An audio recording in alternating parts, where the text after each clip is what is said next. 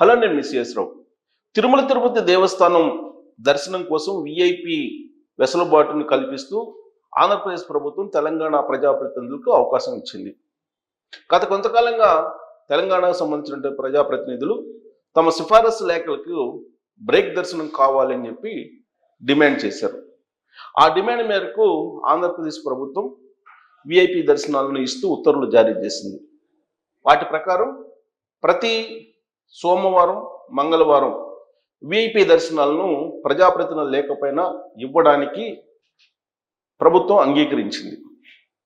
అలాగే బుధవారం, గురువారం 2 రోజులు స్పెషల్ దర్శనం అంటే 300 రూపాయల దర్శనం ప్రజాప్రతినిధుల లేఖలపైన ఇవ్వడానికి ఆంధ్రప్రదేశ్ ప్రభుత్వం తిరుమల తిరుపతి దేవస్థానం అంగీకరించింది. దీని మీద పట్టు సాధించేందుకు తెలంగాణ ప్రభుత్వం, తెలంగాణలో ఉండే ప్రజాప్రతినిధులు, అలాగే శ్రీనివాస్ గౌడ్ లాంటి మాజీ మంత్రి, అలాగే మంత్రిగా ఉన్నటువంటి కొండా సురేఖ లాంటి వాళ్ళు, ఇలాంటి వాళ్ళు కొన్ని వ్యాఖ్యలు కూడా చేయడం జరిగింది. ఆంధ్రప్రదేశ్ ఉమ్మడిగా ఉన్నప్పుడు తిరుమల తిరుపతి దేవస్థానానికి సంబంధించి ఉమ్మడి ఆంధ్రప్రదేశ్లో ప్రజాప్రతినిధులకు అందరికీ కూడా ఈ వెసులుబాటు ఉండేది.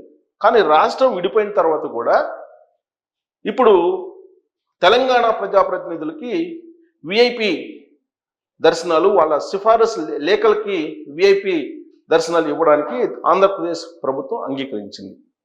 ఈ విషయాన్ని తెలుసుకున్నటువంటి మిగిలినటువంటి రాష్ట్రాలు ఆయా అసెంబ్లీల్లో కూడా ఇదే అంశాన్ని ప్రస్తావిస్తూ ఉన్నాయి. ఆంధ్రప్రదేశ్ వేరు, తెలంగాణ వేరు. 2014లో 2 రాష్ట్రాలు విడిపోయాయి. 2024కి 2 రాష్ట్రాల మధ్య ఉన్నటువంటి బంధం పూర్తిగా తెగిపోయింది. హైదరాబాద్కి సంబంధం లేదు హైదరాబాద్ తోటి ఆంధ్రప్రదేశ్కి అనేది తెలంగాణ ప్రభుత్వం క్లియర్ కట్గా చెప్పింది.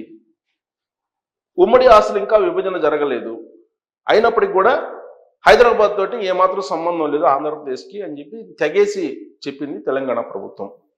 దీంతో ఆంధ్రప్రదేశ్ ప్రభుత్వం కూడా ఆ ప్రభుత్వం పరిపాలన ఆ ప్రభుత్వం చేసుకుంటూ ఉంది. అయినప్పటికీ తిరుమల తిరుపతి దేవస్థానం ప్రపంచ ఆధ్యాత్మిక కేంద్రం, అందరి వాడు వెంకటేశ్వర స్వామి, కలియుగ దైవం, అందరికీ ప్రాధాన్యం సమానంగానే ఉండాలి అనేటువంటి కాన్సెప్ట్ ఉంటుంది సహజంగా కూడా. అయితే విడిపోయినటువంటి రాష్ట్రంలో తెలంగాణ ప్రత్యేక రాష్ట్రం, మరి ఆంధ్రప్రదేశ్ రాష్ట్రంలో ఉండేటువంటి తిరుమల తిరుపతి దేవస్థానం సంబంధించి తెలంగాణ ఉండేటువంటి ప్రజాప్రతినిధులకి ఒక ప్రత్యేకమైనటువంటి హక్కులు ఇచ్చారు. మరి దాన్ని హక్కులు ఇవ్వడాన్ని ఆంధ్రప్రదేశ్ ప్రజలు, తిరుమల తిరుపతి దేవస్థానం స్వాగతించింది. పైగా శ్రీనివాస్ గౌడ్ లాంటి వాళ్ళు ఒక వ్యాఖ్య కూడా చేశారు. తిరుమల తిరుపతి దేవస్థానం చైర్మన్గా ఉన్నటువంటి బిఆర్ నాయుడు గారికి పూర్తి స్వేచ్ఛ ఇస్తే మాకు విఐపి దర్శనాలు వస్తాయి, అలాంటి వెసులుబాట్లు ఇవ్వలేదని సంచలనమైనటువంటి వ్యాఖ్యలు, వివాదాస్పదమైన వ్యాఖ్యలు కూడా చేశారు అప్పట్లో. సరే, వాటన్నిటిని చంద్రబాబు నాయుడు గారు పెద్దగా పరిశీలనలోకి తీసుకోలేదు, పట్టించుకోలేదు కూడా. కాకపోతే భౌగోళికంగా విడిపోయినప్పటికీ కూడా అన్నదమ్ముల మాదిరిగా కలిసి ఉందామని చెప్పి అనుకుంటున్నారు కాబట్టి తెలుగు ప్రజలు, లేదా తెలుగు ప్రభుత్వాలు, లేదా తెలుగు సీఎంలు ఇలాంటి వెసులుబాటుని తెలంగాణ ప్రజాప్రతినిధులకి కల్పించారు. వాస్తవంగా 24 వరకు హైదరాబాద్ ఉమ్మడి రాజధానిగా ఉంది. అప్పటి వరకు ఎంతో కొంత 2 రాష్ట్రాల మధ్య కొంత లింక్ ఉంది. విభజనకు సంబంధించి పూర్తి స్థాయిలో ఇంకా విభజన కాలేదు, ఉమ్మడి రాజధాని హైదరాబాద్ ఉంది అని చెప్పి. కానీ ఎప్పుడైతే 2024 జూన్ వచ్చేసిందో 2వ తారీఖు, ఆ రోజు నుంచి అసలు ఆంధ్రప్రదేశ్ తెలంగాణ అని చెప్పి తెలంగాణ ప్రభుత్వం, తెలంగాణ ప్రజాప్రతినిధులు క్లియర్ కట్గా చెప్పేశారు, హైదరాబాద్ తోటి మీకు ఎలాంటి సంబంధం లేదు అని చెప్పి. అయితే 2 రాష్ట్రాలు క్లియర్గా విడిపోయినప్పటికీ కూడా తిరుమల తిరుపతి దేవస్థానం దాని మీద, ఆ దేవస్థానం మీద ఇప్పటికీ కూడా తెలంగాణకు సంబంధించిన ప్రజాప్రతినిధులకి ఒక ప్రత్యేకమైనటువంటి హక్కు ఉండాలి అని భావిస్తూ తెలంగాణలో ఉండేటువంటి ప్రజాప్రతినిధుల కోరిక మేరకు ఆంధ్రప్రదేశ్ ప్రభుత్వం ఉత్తర్వులు జారీ చేసింది. దీని మీద ఇప్పుడు కొంతమంది తిరుమల తిరుపతి దేవస్థానం సంబంధించినటువంటి కొంతమంది మరి మిగతా రాష్ట్రాల వాళ్ళ పరిస్థితి ఏంటి అనేటువంటి ప్రశ్న వేస్తూ ఉన్నారు. పైగా ఈ ఉత్తర్వులు జారీ అయిన తర్వాత కేరళ, కర్ణాటక, తమిళనాడు, ప్రత్యేకించి తమిళనాడు ప్రభుత్వం తిరుమల తిరుపతి దేవస్థానం మీద మాకు హక్కు ఉంది అని చెప్పి చాలా సందర్భాల్లో వాళ్ళు ప్రస్తావించారు. దానికి కారణం ఏంటంటే ఆంధ్ర తమిళనాడు రెండు కలిసి ఉన్నాయి. తమిళనాడు నుంచి ఆంధ్ర విడిపోయిన తర్వాత తిరుమల తిరుపతి దేవస్థానం ఆంధ్రాకి వచ్చింది. అప్పట్లోనే తిరుమల తిరుపతి దేవస్థానం పెత్తనం కోసం, తిరుమల తిరుపతి దేవస్థానం మీద హక్కు కోసం తమిళనాడు ప్రభుత్వం పోరాడింది. కానీ విడిపోయినటువంటి ఆంధ్రప్రదేశ్కి ఆ భూభాగం వచ్చింది కాబట్టి తిరుమల తిరుపతి దేవస్థానాన్ని ఆంధ్రాకి ఇవ్వడం జరిగింది. ఆంధ్ర తెలంగాణ ఆ తర్వాత కలిసి ఆంధ్రప్రదేశ్గా ఏర్పడినప్పుడు ఉమ్మడి ఆంధ్రప్రదేశ్కి తిరుమల తిరుపతి దేవస్థానం మీద హక్కు ఉంది. మరి విడిపోయింది రాష్ట్రం. విడిపోయిన తర్వాత ఇప్పుడు తెలంగాణకు సంబంధించినటువంటి ప్రజాప్రతినిధులకు సిఫారసు లేఖలు, ఆ సిఫారసు లేఖల్ని తీసుకొని వెళ్తే విఐపి దర్శనాలు ఇవ్వడం ఏంటి అనేటువంటి ప్రశ్న కొంతమందిలో వస్తూ ఉంది.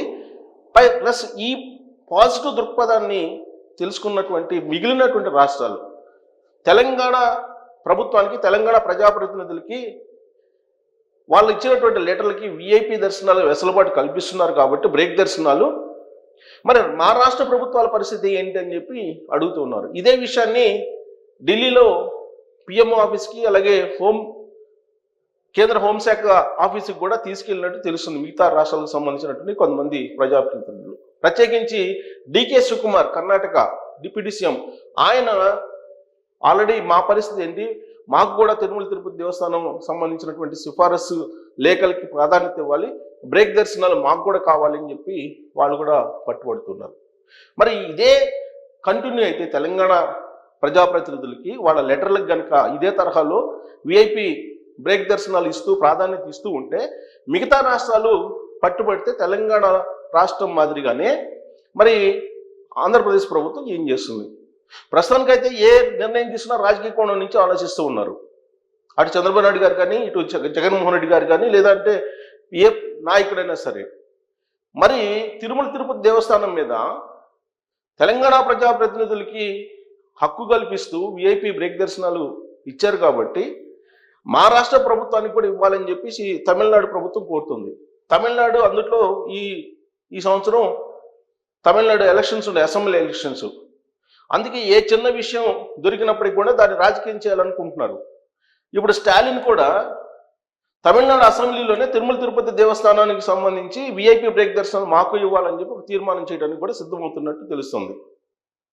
ఒకవేళ ఇవ్వలేదనుకోండి ఆంధ్రప్రదేశ్ ప్రభుత్వం, అది ఎన్డీఏ ప్రభుత్వం కాబట్టి ఆంధ్రప్రదేశ్లో ఉంది, ఆ ఎన్డీఏ ప్రభుత్వం మీద ఆ నెపాన్ని మోపి రాజకీయంగా లబ్ధి పొందాలనేటువంటి ప్రయత్నం జరుగుతుందనేది ఇప్పుడు తమిళనాడులో జరుగుతున్నటువంటి చర్చ. అలాగే కర్ణాటకలో కూడా కర్ణాటక ప్రజాప్రతినిధులు సరిహద్దుల్లో ఉంది కాబట్టి, పైగా తిరుమల తిరుపతి దేవస్థానం ధ్వజస్తంభం కర్ణాటక నుంచి తీసుకొచ్చారని చెప్పి చెప్తూ ఉంటారు. సో కాబట్టి తిరుమల తిరుపతి దేవస్థానం మీద మాకు కూడా హక్కు ఉండాలి, మా ప్రజాప్రతినిధులు ఇచ్చినటువంటి లెటర్లకు కూడా విఐపి బ్రేక్ దర్శనాలు ఇవ్వాలని చెప్పి కర్ణాటక అసెంబ్లీ కూడా ఒక తీర్మానం చేసి లెటరు ఆంధ్రప్రదేశ్ ప్రభుత్వానికి పంపించాలని చెప్పి మరొక ఆలోచన చేస్తున్నట్టు తెలుస్తుంది. ఒకవేళ ఇవ్వకపోతే కనుక ఎన్డీఏ ప్రభుత్వం మీద నెపాన్ని మోపాలి అని. అక్కడ కూడా కాంగ్రెస్ పార్టీ ప్రభుత్వం ఉంది కర్ణాటకలో. ఇక్కడ ఇండియా కూటమిలో ఉన్న భాగస్వామ్య ప్రభుత్వం ఉంది తమిళనాడులో. కాబట్టి ఒక లెటరు అసెంబ్లీలో తీర్మానం చేసి ఒక లెటర్ పంపించేస్తే ఇస్తే వెళ్ళండి గుడ్, ఆంధ్రప్రదేశ్ ప్రభుత్వం ఇవ్వకపోతే దాన్ని రాజకీయంగా వాడుకోవచ్చు అనేటువంటి యాంగిల్లో ఆలోచిస్తున్నట్టు తెలుస్తుంది. ఇక పెన్రాయి విజయన్, ఆ రెండు రాష్ట్రాలు కనుక తీర్మానం చేసి పంపిస్తే తమ రాష్ట్రానికి కూడా ఎందుకు ఇవ్వరు, దక్షిణ భారతదేశంలో కదా తిరుమల తిరుపతి దేవస్థానం ఉంది కాబట్టి మా రాష్ట్రానికి కూడా ఇవ్వాలి, మా రాష్ట్రానికి సంబంధించి ప్రజాప్రతినిధులు ఇచ్చినటువంటి లెటర్లకు కూడా విఐపి బ్రేక్ దర్శనాలు ఇవ్వాలి, అలాగే 300 రూపాయల స్పెషల్ దర్శనాలు ఎంట్రీ కూడా ఇవ్వాలి అనేటువంటి కాన్సెప్ట్లో కేరళ ప్రభుత్వం కూడా ఆలోచిస్తున్నట్టు తెలుస్తుంది. ఇదంతా కూడా పొలిటికల్ యాంగిల్లోనే ఆలోచిస్తున్నారు. లెటర్ పంపిస్తే ఆంధ్రప్రదేశ్ ప్రభుత్వానికి ఇస్తే ప్రజాప్రతినిధులు లేదంటే ఆ రాష్ట్ర ప్రభుత్వాలు సాధించినటువంటి ఒక విజయంగా చెప్పుకుంటారు. ఇవ్వకపోతే ఆంధ్రప్రదేశ్ ప్రభుత్వం మీద, అంటే తెలుగుదేశం పార్టీ ప్రభుత్వం కాదు ఎన్డీఏ ప్రభుత్వం మీద, లేదా నరేంద్ర మోడీ గారి మీద, అమిత్ షా గారి మీద ఒక నెపం మోపేసి దాన్ని రాజకీయంగా లబ్ధి పొందాలనేటువంటి ప్రయత్నం జరుగుతోంది. మరి తెలంగాణ ప్రజాప్రతినిధులకి విఐపి దర్శనాలను కేటాయిస్తూ ఆల్రెడీ తిరుమల తిరుపతి దేవస్థానం నిర్ణయం తీసుకేసుకుంది. అంటే హక్కు కల్పించింది. తెలంగాణ ప్రజాప్రతినిధులకు హక్కు కల్పించింది అంటే తెలంగాణకు కూడా తిరుమల తిరుపతి దేవస్థానం మీద హక్కు కల్పించింది. అలాగే దర్శనాలు 300 రూపాయల దర్శనాలకు కూడా అనుమతించింది కాబట్టి అక్కడ కూడా హక్కు కల్పించింది తిరుమల తిరుపతి దేవస్థానం మీద.